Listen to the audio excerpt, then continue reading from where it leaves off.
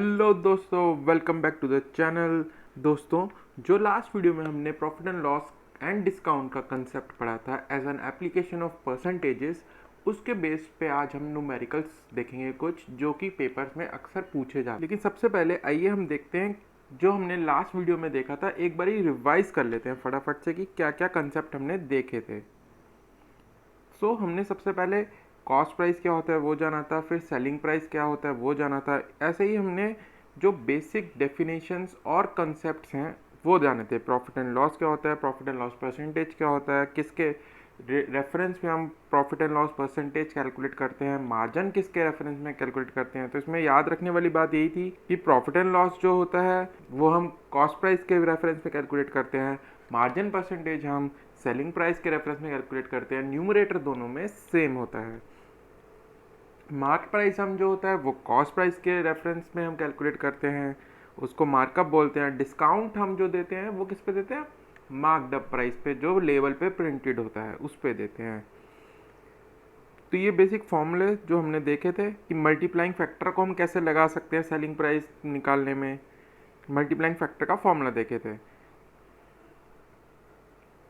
तो ये सारी डेफिनेशंस हमने ये पिज़्ज़ा का एग्जांपल लेके समझा था कि कैसे क्या कॉस्ट प्राइस होता है और सेलिंग प्राइस कैसे डिसाइड करते हैं हम मार्कअप प्राइस के बेसिस पे और डिस्काउंट के बेसिस पे। तो इसके बेसिस पे हमने ये निकाला था कि कॉस्ट प्राइस पे हम मार्कअप देते हैं वो मार्क प्राइस बन जाता है, मार्क प्राइस पे हम फिर डिस्काउंट देते हैं वो सेलिंग प्राइस बन जाता है। और ये बेसिकली एक सक्सेसिव परसेंटेजेस का एग्जाम्पल। तो इसका फॉर्मूला भी हम डायरेक्टली यूज़ कर सकते हैं, मल्टीप्लाइंग फैक्टर से भी हम सॉल्व कर सकते हैं क्वेश्चंस को। और लास्ट में हमने फॉल्टी बैलेंस कैसे सॉल्व करने हैं हमने क्वेश्चंस इसी अंडरस्टैंडिंग के बेसिस पे परसेंटेजेस के, वो हमने देखा था। और इसका एक डायरेक्ट फॉर्मूला भी मैंने आपको बताया था कि मल्टीप्लाइंग फैक्टर निकालने का डायरेक्ट फॉर्मूला है actual reading shown on the scale divided by actual कितना हमने सेल किया है। तो आज हम देखते हैं कुछ एग्जांपल्स इन कंसेप्ट्स के बेसिस पे। तो पहला क्वेश्चन इसमें हम लेते हैं। पहला क्वेश्चन क्या कह रहा है, if the cost price of 50 mangoes is equal to the selling price of 40 mangoes, कि जो 50 मैंगोज का कॉस्ट प्राइस है वो बराबर है 40 मैंगो के सेलिंग प्राइस से, तो प्रॉफिट परसेंटेज क्या होगा। तो बेसिक इसमें कॉस्ट प्राइस और सेलिंग प्राइस का कंसेप्ट लगाना है हमें। अगर मैं कॉस्ट प्राइस इसमें मान लूँ कि एक मैंगो का कॉस्ट प्राइस था शॉपकीपर को 1 रुपी, ऐसे क्वेश्चंस में हमें जनरली बेस ऐसा ले लेना होता है जैसे कि 1 रुपी या 10 रुपी या 100 रुपीज़। आंसर हमारा हर केस में सेम आएगा। जब क्वेश्चन में कोई वैल्यू नहीं दी हुई है हमें, तो हम उसको x भी मान सकते हैं, 1 भी मान सकते हैं, 10 भी मान सकते हैं और 100 भी मान सकते हैं। तो इस केस में मैं मान लेता हूँ कि एक कॉस्ट प्राइस एक मैंगो की 1 रुपी थी, ठीक है। तो 50 मैंगोज की कितनी होगी कॉस्ट प्राइस, 1 रुपये का एक आम है तो 50 आम कितने के हो गए, 50 रुपये के। ये किसके बराबर है, सेलिंग प्राइस ऑफ 40 मैंगोज। तो selling price of 40 mangoes is equal to 50 rupees हो गया, ठीक है। तो 1 मैंगो का क्या सेलिंग प्राइस हो गया, 50 डिवाइडेड बाय 40 यानी 1.25 रुपीज़, ठीक है। आई होप ये क्लियर होगा, बहुत आसान है। तो प्रॉफिट परसेंटेज कितनी हुई, selling price minus cost price divided by cost price. तो 1.25 माइनस 1 अपॉन 1 इंटू 100 यानी 25% प्रॉफिट हुआ है। सिंपल सा क्वेश्चन है, बिल्कुल सिंपल, और एक लाइन में सॉल्व हो गया ये। आइए आगे चलते हैं अगले क्वेश्चन पे। A man sold 20 apples for 100 rupees. अब इसमें मेरे को दे रखा है कि 100 रुपये में बेचे हैं उसने, तो इसमें मैं कॉस्ट प्राइस या सेलिंग प्राइस अपने आप से एज्यूम नहीं कर सकता, क्योंकि इसमें क्वेश्चन में ही दे रखा है मेरे को कि 20 एप्पल एक आदमी ने 100 रुपये के बेचे। तो एक एप्पल कितने का बेचा होगा, 100 डिवाइडेड बाई 20 यानी 5 रुपये का एक एप्पल हो गया।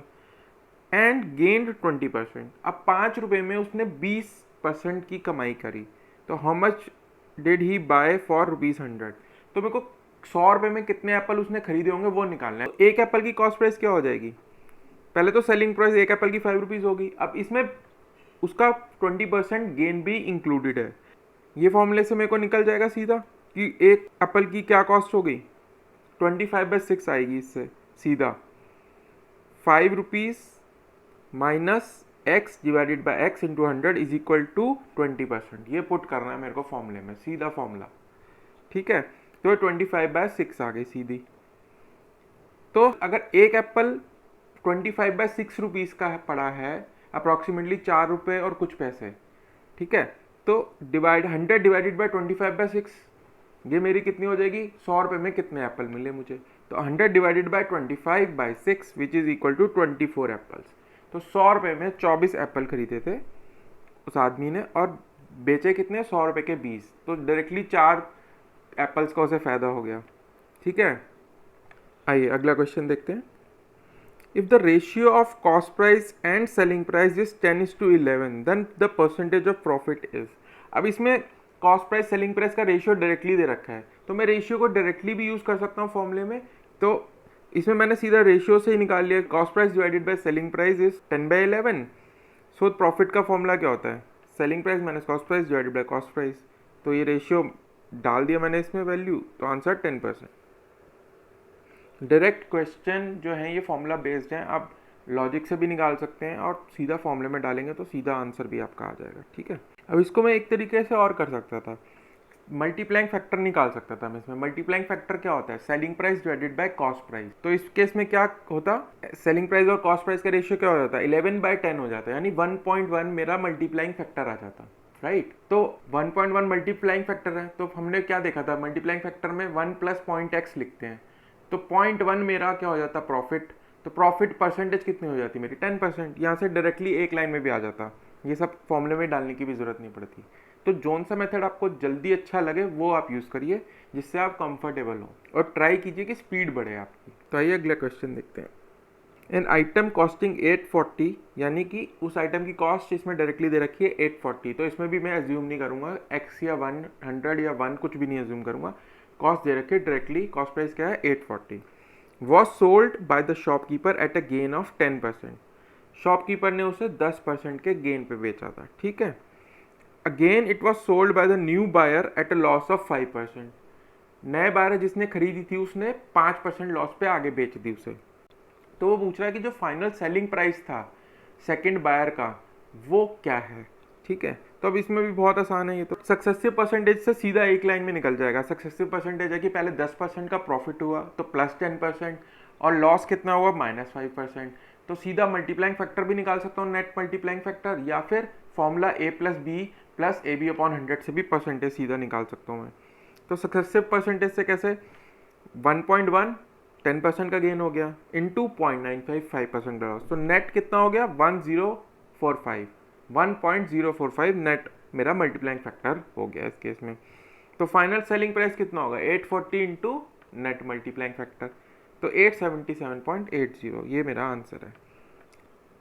नेक्स्ट में देखते हैं, the loss incurred on selling 21 articles equal to selling price of 3 articles, then the loss percentage is. अब देखिए इसमें कोई भी मेरे को वैल्यू नहीं दे रखी कॉस्ट प्राइस या सेलिंग प्राइस की, तो मैं इसमें एज्यूम कर सकता हूँ कॉस्ट प्राइस या सेलिंग प्राइस को x 1 या 10 या 100, जो मेरे को कैलकुलेशन में आसानी हो, ठीक है। तो अब इसमें क्या कह रहा है कि जो लॉस हुआ है किसी आर्टिकल को 21 बेचने का, वो इक्वल है सेलिंग प्राइस ऑफ 3 आर्टिकल उनका, ठीक है। तो अब लॉस का फॉर्मूला क्या हो गया, cost price minus selling price upon selling price by 100, ठीक है।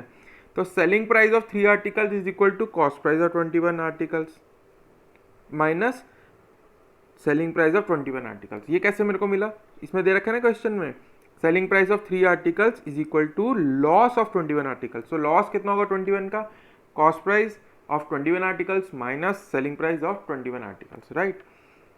तो ये इक्वेशन को सॉल्व करने से क्या मिला, selling price of 24 articles is equal to cost price of 21 articles, ठीक है। अब मैंने वही इसमें एज्यूम कर लिया कि कॉस्ट प्राइस लेट एक के कॉस्ट प्राइस 1 रुपी रख लेते हैं हम, तो सेलिंग प्राइस कितना हो जाएगा 21/24, इस वाली इक्वेशन से ऊपर वाली से, ठीक है। Selling price of 24 articles equal to cost price of 21 articles, इससे मेरे को मिल गया कि सेलिंग प्राइस ऑफ 1 आर्टिकल क्या हो गया 21/24। तो मैं लॉस निकाल लूँगा। लॉस क्या होता है, वही वाला फॉर्मूला ऊपर वाले फॉर्मूले में डाल दूंगा, CP की जगह कॉस्ट प्राइस की जगह 1 रख दूंगा, सेलिंग प्राइस की जगह 21/24 रखूंगा, तो ये मेरा आंसर आ जाएगा 12.5%। ठीक है, बहुत ही आसान है, सिर्फ फॉर्मूला बेस्ड है, डायरेक्ट क्वेश्चंस। अगला, a tradesman sold an article at a loss of 20%। एक ट्रेडर था, उसने एक आर्टिकल बेचा 20% के लॉस पे। If selling price increase by 100, अगर वो कह रहा है कि अगर उसने जितने पे बेचा था उसे सेलिंग प्राइस पे, उसमें वो 100 रुपये बढ़ा दे, 100 रुपये ज़्यादा का बेचे, there would have been a gain of 5%। अगर वो 100 रुपये बढ़ा देता तो वो 5% का गेन कर लेता। तो कॉस्ट प्राइस निकालना है मेरे को, तो इसमें तो सिंपल है, कॉस्ट प्राइस को एक्स ले लेंगे हम, ठीक है ना, कॉस्ट प्राइस को एक्स ले लेंगे। और सेलिंग प्राइस पहले केस में क्या हो गया, 20% का लॉस पे बेचा था, तो मल्टीप्लाइंग फैक्टर क्या हो जाएगा, 1 माइनस पॉइंट एक्स, यानी 1 माइनस 0.2 यानी कि 0.8। तो सेलिंग प्राइस क्या हो गया, 0.8 इंटू एक्स, ठीक है। तो अब वो कह रहा है सेलिंग प्राइस को 100 रुपये से बढ़ा दिया, यानी 100 रुपीज़ से हमने सेलिंग प्राइस को बढ़ा दिया, तो नया सेलिंग प्राइस क्या हो गया, 0.8x प्लस 100, ठीक है। और इससे क्या होगा कि गेन मेरे को कितना हो जाएगा, 5% का। अब फॉर्मूले में डाल देंगे हम, 5% is equal to selling price जो है नया है माइनस कॉस्ट प्राइस x है मेरा, divided by cost price which is again x। इस इक्वेशन को सॉल्व करने से x आ रहा है 400 रुपये, यानी इनिशियली कॉस्ट प्राइस जो था आर्टिकल का वो 400 रुपये था। तो अगला क्वेश्चन देखते हैं, an item was marked for 240 rupees for sale, यानी ये मार्क्ड प्राइस दिया हुआ है क्वेश्चन में कि 240 रुपीज़ का लेबल प्राइस था या मार्क्ड प्राइस था। If two successive discount of 10% and 5% are allowed on the market price, what is the selling price. अगर दो सक्सेसिव डिस्काउंट दिए गए हैं, यानी 10% का पहले डिस्काउंट दिया, फिर 5% का और डिस्काउंट दिया मार्क्ड प्राइस पे, तो सेलिंग प्राइस क्या होगा आर्टिकल। तो ये तो इसमें क्वेश्चन में बता दिया उसने कि सक्सेसिव डिस्काउंट का सीधा सीधा केस है, तो सक्सेसिव परसेंटेज का फॉर्मूला लगा लो आप सीधा, या नेट मल्टीप्लाइंग फैक्टर निकाल लो। पहले मेथड क्या, नेट मल्टीप्लाइंग फैक्टर क्या होगा, 0.9 इंटू 0.95, ठीक है, ये क्या हो गया 0.855। इसको मैं मल्टीप्लाई कर दूंगा 240 से, तो सेलिंग प्राइस आ गया 205 रुपये 20 पैसे। दूसरा मेथड क्या है, a plus B plus A B upon 100, तो -10 -5 प्लस 10 इंटू 5/100, यानी नेट डिस्काउंट हो गया 14.5% का, ठीक है। तो सेलिंग प्राइस क्या हो गया नया, 240 इंटू 0.855, वही आ गया 205.20। सो सेम ही आंसर आएगा, आप चाहे कोई भी कंसेप्ट यूज़ कर लीजिए, ये आपकी प्रैक्टिस पे है कि आप किस मेथड से कंफर्टेबल हैं, डायरेक्ट फॉर्मूला निकालने में या फिर मल्टीप्लाइंग फैक्टर का कंसेप्ट यूज़ करने पे। मैं पर्सनली मल्टीप्लाइंग फैक्टर डायरेक्टली निकालने में मेरे लिए आसान हो जाता है, मैं उसको आसानी से यूज़ करता हूँ। तो आप जिसमें भी कंफर्टेबल है आप वही यूज़ करिए। अगला question, A tradesman marks is good 10% above his cost price, जितना कॉस्ट प्राइस है उससे 10% उसने ऊपर मार्कअप कर दिया, and he allows his customer a discount of 10% on mark price. फिर वो मार्क प्राइस पे 10% डिस्काउंट दे देता है, तो वो पूछ रहे हैं कि कितना प्रॉफिट हुआ या लॉस हुआ ट्रेडर को। तो अब इस केस में फिर से मेरे को कोई वैल्यू नहीं दे रखी कॉस्ट प्राइस, सेलिंग प्राइस या मार्क प्राइस की, तो मैं इसमें एज्यूम कर सकता हूँ 100, 10 या 1 कुछ भी, या x कुछ भी। तो मैं इस केस में 100 यूज़ कर लेता हूँ क्योंकि ईजी हो जाती है कैलकुलेशन। अगर कॉस्ट प्राइस में मान लेता हूँ कि 100 रुपीज़ था, तो 10% उसने मार्कअप करा, तो कितना मार्क प्राइस हो गया, 110 रुपीज़ हो जाएगा, ठीक है। और इस पे उसने फिर 10% डिस्काउंट दे दिया। अब डिस्काउंट 110 रुपये पे मिलेगा क्योंकि मार्केट प्राइस पे मिलता है डिस्काउंट, तो 11 रुपीज़ लेस हो जाएंगे, 11 रुपीज़ का डिस्काउंट हो गया 10% के हिसाब से, तो 99 रुपीज़ का सेलिंग प्राइस हुआ। तो लॉस कितना हुआ, 1 रुपये का, और कितने पे हुआ, 100 रुपये पे। कॉस्ट प्राइस 100 था और लॉस कितना है, 1 रुपी, तो लॉस हुआ नेट 1% का। तो इसका आंसर हो गया है बी, लॉस ऑफ 1%। ये बहुत सिंपल क्वेश्चन है, ठीक है, बस आपको एज्यूम कर लेना है। जिस क्वेश्चन में वैल्यू डेफिनेट नहीं दी गई है सेलिंग प्राइस या कॉस्ट प्राइस की, आप उसमें 1, 100 या 10 कुछ भी एज्यूम कर लीजिए, जिससे कि आपकी कैलकुलेशन आसान हो जाए। एक्स भी एज्यूम कर सकते हैं। तो अगला देखते हैं, a dealer offers a discount of 10% on mark price. एक डीलर है वो 10% का डिस्काउंट देता है मार्क प्राइस पे, बट उसके बावजूद वह प्रॉफिट करता है 20%। ये जो पिज़्ज़ा वाला क्वेश्चन मैंने आपको एग्जांपल से समझाया था लास्ट वीडियो में, उसमें आप क्लियरली देख सकते हैं कि डिस्काउंट देने के बावजूद प्रॉफिट हो सकता है। तो ये वही कह रहा है कि अगर डिस्काउंट 10% दिया है फिर भी प्रॉफिट हो रहा है 20% का। इफ़ मार्क प्राइस इज 800, तो कॉस्ट प्राइस पूछ रहा है क्वेश्चन में। अब इसमें 800 मार्क प्राइस दे दिया, अब मैं इसमें एज्यूम नहीं कर सकता कुछ भी, इसी से मेरे को वर्कआउट करना है 800 से। तो कैसे करना है देखिए, अब मार्क प्राइस 800 पे 10% डिस्काउंट मिलेगा, मार्क प्राइस पे मिलता है, तो डिस्काउंट 80 रुपीज़ का हो गया, तो 720 क्या हो गया मेरा सेलिंग प्राइस, 720 रुपये में उसने बेचा, ठीक है। फिर भी उसने प्रॉफिट करा 1.2 यानी 20% का, तो मल्टीप्लाइंग फैक्टर क्या हो गया इसमें 1.2। So 1.2 times cost price is equal to selling price. ये फॉर्मूला होता है ना, मल्टीप्लाइंग फैक्टर का फॉर्मूला क्या है, selling price divided by cost price. So multiplying factor क्या है 1.2, सेलिंग प्राइस मेरे को पता है और कॉस्ट प्राइस मेरे को इससे निकालना है, तो इससे निकाल लिया मैंने cost price 600 rupees, simple. I hope ये एग्जाम्पल्स क्लियर होंगे आपको सब। ऐसे ही क्वेश्चंस आते हैं, मैंने अलग अलग तरीके के डालने की कोशिश करी है इस वीडियो में कि आपको डिफरेंट तरीके के किस तरीके के क्वेश्चन पूछे जाते हैं profit and loss and discount से, वो मैं सारे कवर कर सकूं। पर मैं सारे नहीं कर पाऊंगा ऑब्वियसली, बट स्टिल मैंने बेस्ट एफर्ट करा है कि मैं सारे अलग अलग तरीके के डाल सकूँ। और ये क्वेश्चन सारे प्रीवियस ईयर्स एग्जाम्स में आ चुके हैं, वही मैं क्वेश्चंस कराता हूँ आपको सिर्फ। तो दोस्तों मैं आशा करता हूँ ये वीडियो आपको पसंद आया होगा, और अगर आपको ये पसंद आया है तो प्लीज़ इसे लाइक कीजिए एंड शेयर कीजिए, and don't forget to subscribe to our channel and hit the bell icon, जिससे कि आपको आने वाले वीडियोस की आपको नोटिफिकेशन मिलती रहे। तो अब हम मिलेंगे अगले वीडियो में एक नए टॉपिक के साथ, तब तक के लिए bye bye and happy learning.